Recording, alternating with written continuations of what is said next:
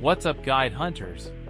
If you have noticed a tiny visitor walking into your hospital and wondered whether it is a real patient or something much more dangerous, you are definitely not alone. Today I will explain everything you need to know about the tiny anomaly, including how to recognize it, what happens if you let it inside, and the safest way to deal with it. Unlike some other special events, the tiny anomaly does not appear during a specific shift.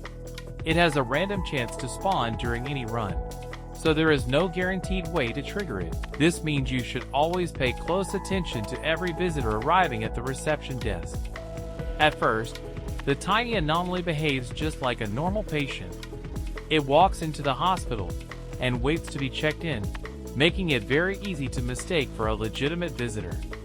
However, there is one detail that immediately gives it away if you know what to look for. The biggest clue is its size. Every miniature visitor that arrives at the hospital is currently considered a tiny anomaly. There are no normal child-sized patients in the game right now, so if someone unusually small walks up to reception, you should immediately become suspicious. You will most often see the tiny anomaly as a pink rabbit with 3 eyes. Some versions may have other strange or mutated features, but its tiny body is still the easiest way to identify it before causing yourself unnecessary problems.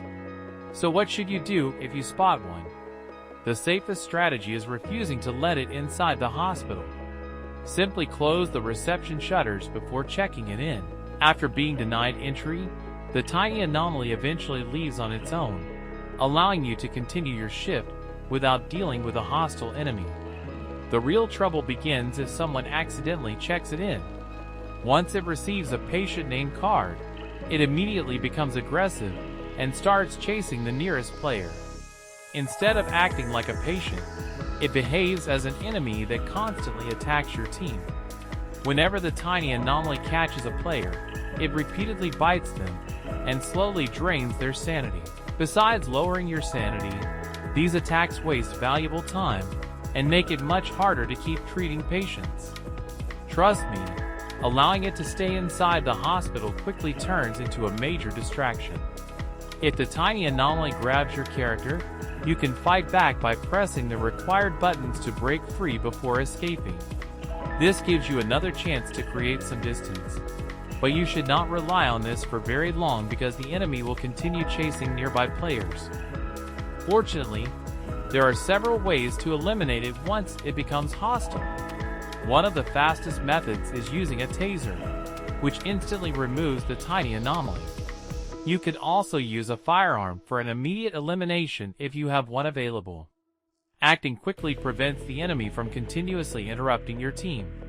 Some players have also wondered whether the bed monster can eat the tiny anomaly in the same way it consumes hiders.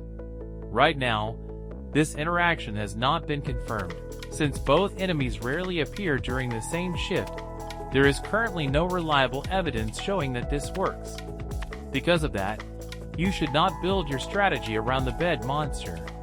The safest approach is still identifying the tiny anomaly before check-in, refusing an entry whenever possible, or eliminating it yourself if it manages to enter the hospital.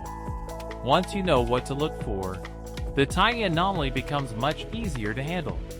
Keep watching every visitor at reception, pay attention to unusually small characters, and react quickly before the situation gets out of control. That simple habit can save your entire team from losing valuable time and sanity during a busy shift.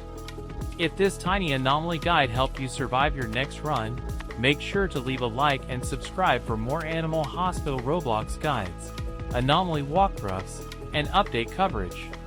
Thanks for watching, and I will see you in the next guide.